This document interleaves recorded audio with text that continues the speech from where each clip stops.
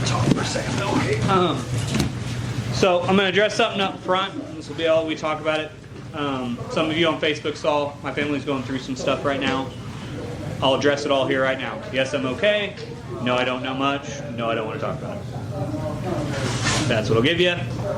It's a fucked situation. I'd love to say it's not, but it's fucked. That's all I can do about it. So I'm going to choke some people for today, and that's going to be how I deal with life's problems, because sometimes that's the easiest way to address them.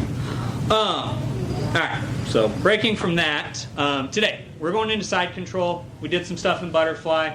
We're going to continue basically monthly progressing to different positions. So we spent most of last month in butterfly guard. This month we're going to start in side control. We're going to start on top side. Couple just positional things you should know. One, side control is when you are on their side. So you've gotten past their legs, you're ended up here in side control. Couple things you want to look for control-wise that I like. I want my bottom knee to basically be in line with his ribs, kind of the middle of his ribs. My top knee, I want to be in line with the top of his head. Active toes, and I want to have this arm isolated and an underhook on the far side. This is traditional side control. Nothing special going on here. We'll go over a couple different variations of side control, from scissor side, reverse side, and a couple other options as we transition through. But this is going to be where we start the basics off at. So when I'm here, a bunch of different options of things you can do. First thing I'm going to do is I'm going to grab the collar. If you were an uncivilized person and didn't wear a gi today, it's your own fault. But if you did wear a collar, we're going to start here. Boom. I grab that collar here. All I'm going to look to do, I want to have my thumb right at the top of his shoulder. I don't want to be kind of behind his neck here, and I don't want to be way looped through. Like I said, just kind of right across where that top of his shoulder blade is here. Boom, I'm here. All I'm going to look to do, roll my elbow over, come up, and I'm going to drag my forearm up his neck to where I am stapling his neck down. Hand is the front part of the staple, elbow is the back part of the staple. When I'm here, I'm going to look to keep a good solid base, drop that elbow down, pull that collar. Now, if you are an uncivilized person, like half of you who forgot your gis today, you don't own a gi, that's fine. You don't own a gi, that's fine. It's not my fault. The dog ate his homework, guys. Everyone knows. Somebody did my laundry for me. Yeah. So I'm here.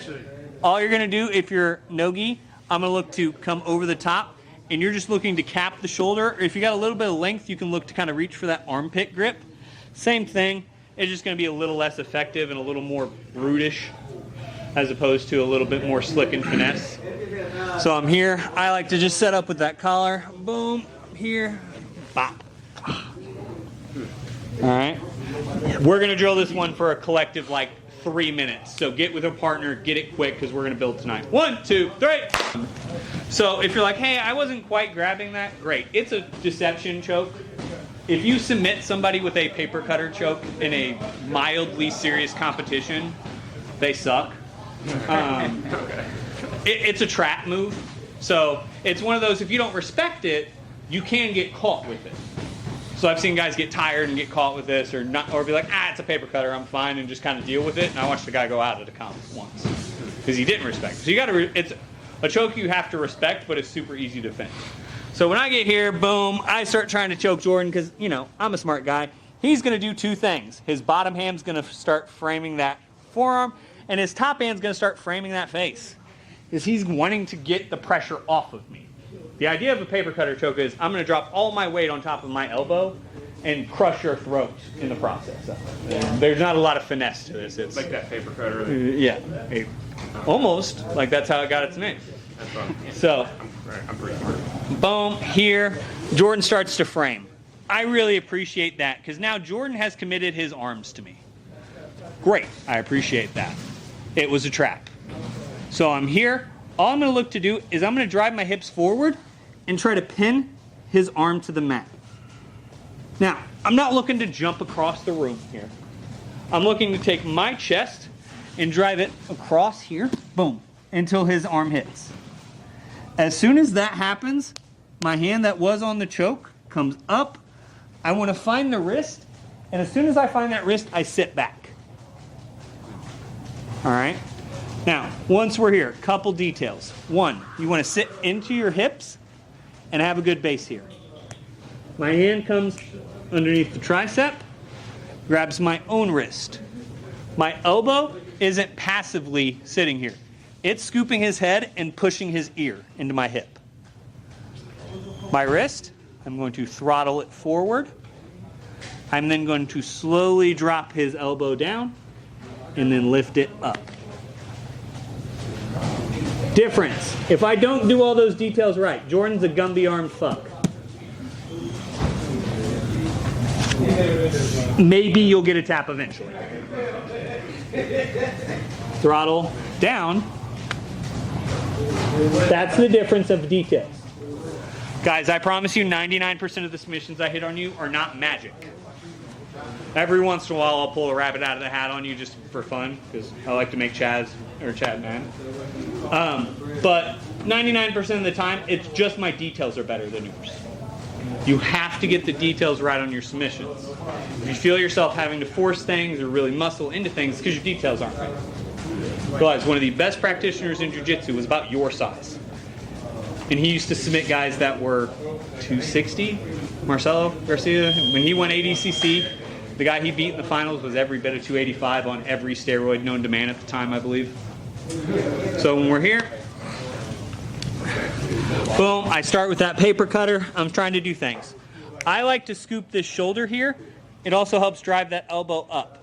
I drive forward, hand comes up, isolate this arm. The second we have that isolation, we scoop back chest on chest. Set our lock, throttle the wrist, elbow back, elbow up. Questions on this? All right, let's drill her out. 1, 2, 3. Bing, bang, boom. I'm doing cool stuff to Jordan. I'm choking him. He's like, nah. I'm like, hey, I'm going to hit Americana. He's like, nah. And he punches it all the way through here. And a lot of guys will come to that grip there. That's perfect. All I'm going to look to do is step up and around. But when I do, I'm going to bring him up. But I want to step this foot right behind his armpit here. Here. Not behind his head. Not behind his ass. I want to line up right with his armpit. Because all we're going to do now is knee slide through and come in. Once we're here, your hand should already be in the elbow. Grab your foot towards the face. Second hand comes to the wrist. Isolate. Pinch the knees. Elevate the hips. So I'm here, I'm Americaning, boom, he punches through, spot. I sit him up. I step, drive that foot over. Here, I isolate and keep this here. Say the Pledge of Allegiance. You can grab your collar if you're really cool, but just say the Pledge of Allegiance. Top wrist comes here. Do not fall towards his head. It's really inconvenient for you. Here, to the wrist, fall towards the body. Pinch the knees. Because I do not have body control, I normally do on a arm bar. Because this leg will be in the armpit. So you have to focus on the knee pinch and the lever here. Remember, we don't pull the lever, we attach and raise our hips. Alright?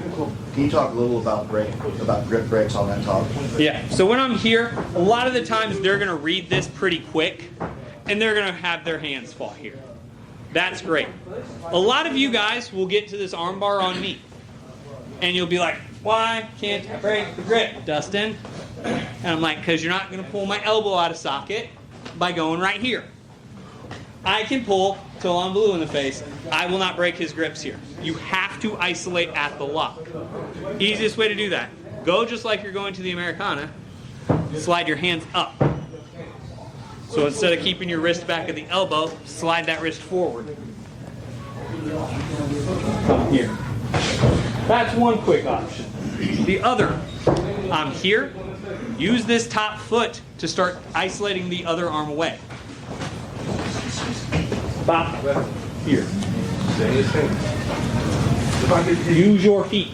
The more you can use your feet to break that grip, the better off you're going to be. But I swear to God, I watch so many of you get to an armbar from anywhere, not just here. You'll get your forearm into the elbow pit. You'll yank and you're yanking. I'll want to shoot you for it. But you have to fight him at the end of that lever, which is the wrist. Joseph, our prime example of strong, but does not have the technique yet. He got an armbar on me the other day and pulled my elbow. And if anyone was going to pull someone's elbow out of socket with that, it was him. Didn't get there. So none of you have the physical strength to do it either. Therefore, fight at the wrist. Do we need to be grabbing their leg to keep them close? No, you're moving pretty quick on this one. Okay. I mean, if you're going to end up in kind of an elongated exchange here, so let's say I get up, boom, I come through, bop, and I realize, hey, I'm not going to be able to break this grip here. I'm going to come back and reattack to the body to be able to isolate here and kind of keep things going. But ideally, you're staying here and able to break grips pretty quick and attack. So, can you? Yes. But I would rather attack the wrist than worry about the legs, unless he just starts sprinting away from you immediately. Okay. You start, like, Jordan reads that armbar pretty well against me. So, like, the second I spin around, Jordan's feet are going. So I will have to grab something occasionally just to slow him down for a second. So, you know, grab a hold of something and then start working. Or I will come here and start, going back to a more traditional armbar position and working from there. So, yes and no situationally, but my first priority is spin to that armbar, adjust as needed. Other questions? All right, drill her out. 1, 2, 3. Real nice. I like doing mean things to him. So boom, I go to choke him. He's like, nah. We start going into this exchange. Boom, we get here. I'm still going to look to sit Jordan up here. But as I step over, all I'm going to look to do is straighten my legs, pinch my knees. Here. Once we're here, I'm going to look to basically be a good girl, crush my thighs in as I extend my legs out. Here, here.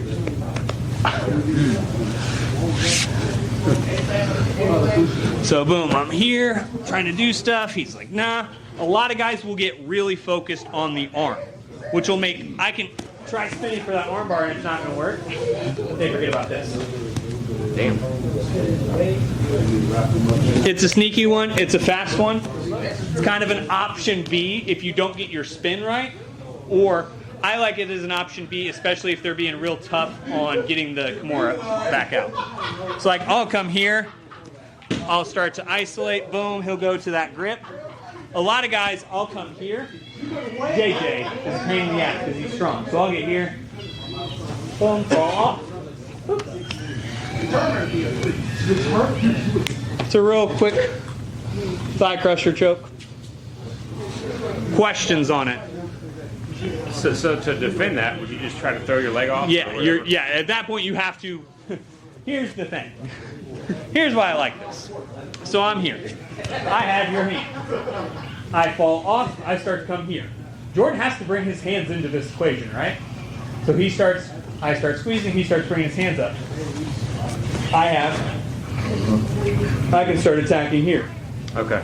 So it's a get choked or get more, but either way, He's in trouble. I've got you, double trouble, double attack. You can hear it called 1,000 different things, but the basic concept of I'm going to make you choose what you're going to defend. Whichever one you defend, you're wrong. Yeah. Because if you're like, hey, I'm just going to ride out that choke. Great. This is a very easy position to hold. You don't have to squeeze that hard. Well, then you can start working that arm while you're holding it or whatever. Yeah, you're going to start losing air pretty quick there, even if it's not a perfect choke. Okay. That's why I like this one. Other questions? Can I watch your Jordan loves the other side so I can just watch like your knee and foot placement on this? Just right there. Yeah. So boom, I'm here. I come up. All we're looking to do, slide this foot under his head.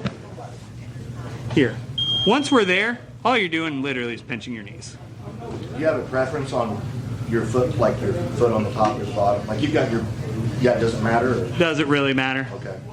Both are pretty strong, as Jordan can attest to. Okay. It's more just get a good bite. Never done this. It's a nice one. One of those sneaky option Bs I like, because if I'm here and I've sat Jordan up, I'm focused on this and he's focused on this, right? We talk about it all the time, up close magic. I promise you, I'm really focused on doing this. I'm not definitely trying to choke you here. If you get the arm trapped in here, that's fine. Pull it up and start going for like a reverse triangle. But ideally, arm out here. All right. Drill her out. 1, 2, 3.